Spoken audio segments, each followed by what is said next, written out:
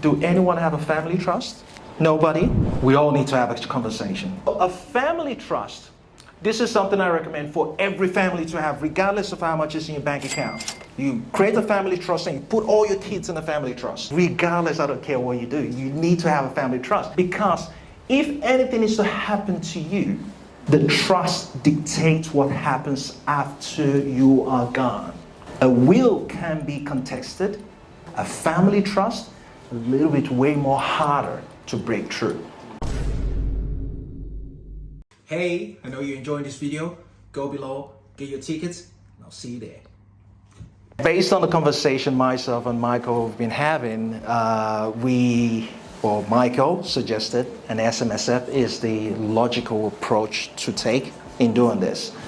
Now, without me knowing too much about who are the members, there is so much more involved when we're talking about an SMSF. There's so much more from a legality point of view, and there's so much more from a lending point of view. For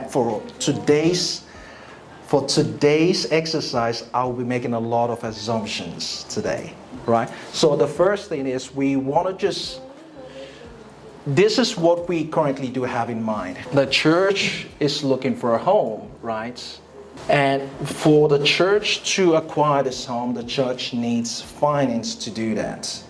And it's going to be quite a substantial value to purchase this home. So we need everyone to kind of come together to do it. And we're looking at an SMSF, which stands for Self-Managed Super Fund. Most of you already do have an industry super fund where your 10% or 11%, whatever it is, your employer is putting in there. It's pretty much almost similar to it. Now, please do understand that an SMSF is designed solely for the core purpose for each member's retirement. Now, if that SMSF is not meeting that legal obligation, from an ATO standpoint, it is deemed as non-compliance. And if it is deemed as non-compliance, you will be forced to shut it down. The ATO has the power to do that. And how do they monitor this? They don't monitor this based on you individually. The way they go about doing this is for an SMSF. An SMSF has to involve 2 accountants every year. You've got the accountant that does the tax return, and you've got an audit accountant that audits the accountant's work. So if there's any kind of funny business, the auditor typically would be the one that dubs you into the ATO. So that's how Big Brother monitors SMSF.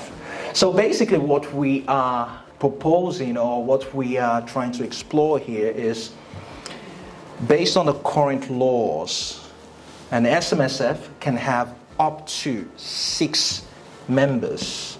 Those 6 members could decide to transfer their industry super fund into that self-managed super fund, right?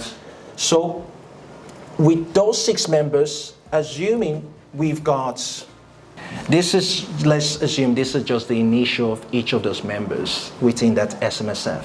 Now please guys, if something is not making sense, stop me, ask me the questions. And if I'm moving too fast, also please tell me and I will slow it down too as well. Now, what happens here is the way you got to deem an SMSF, you got to look at it as a separate entity from you, right? For example, Collins, I've got an e-commerce business, for example, and that e-commerce business is trading. It's got its assets, it's got its liability, P&L, stuff like that. The e-commerce business is separate from me because trading on a P2I Ltd, and I'm trading under my personal self. Now you got to look at this SMSF the same way as well. It's separated from the members. Once the members come together, you've got 2 options. You can either set up the SMSF as an individual trustee or a corporate trustee. My personal recommendation is to always go for the corporate structure. Why? Because the banks like corporate structures. And it also limits the risk from a legality point of view too as well. So always go corporate.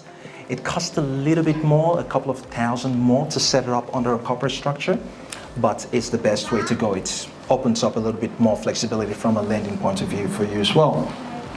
So once you set it up under a corporate structure, basically what it then looks like is now you've got the SMSF. The SMSF could be called whatever you want to call it, super fund, right? Now within the super fund itself, that SMSF can't just go out and acquire a home. It can't do that. The purpose of that SMSF is to hold the fund. Now, for the SMSF to be legally able to acquire this home, it has to set up what's called a bear trust. Now, the bear trust, again, is a limited liability, and why this has been designed this way is, again, for asset protection reasons.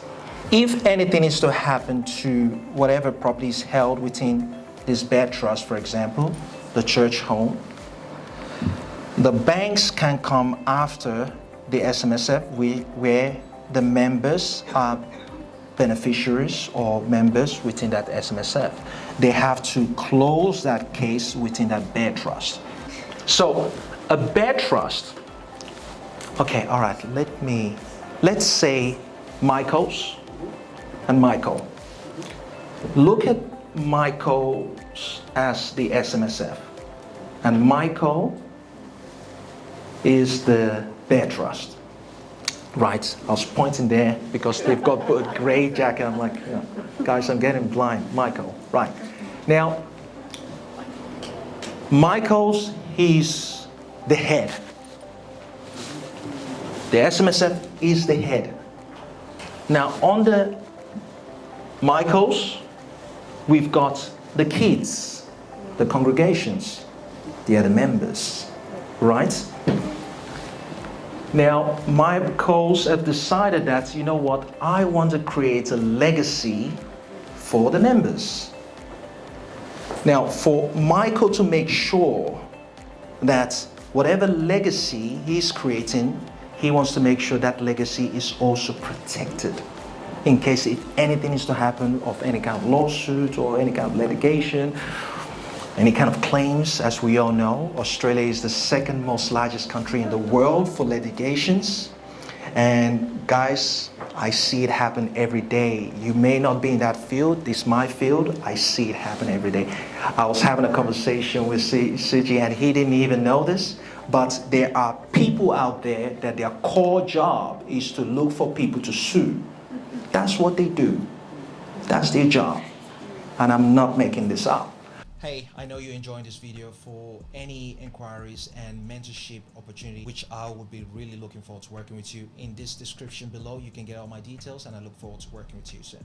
Right, so what Michael then does is saying, okay, well, I need to guide this asset, but this asset has to be separate from me because I am the front.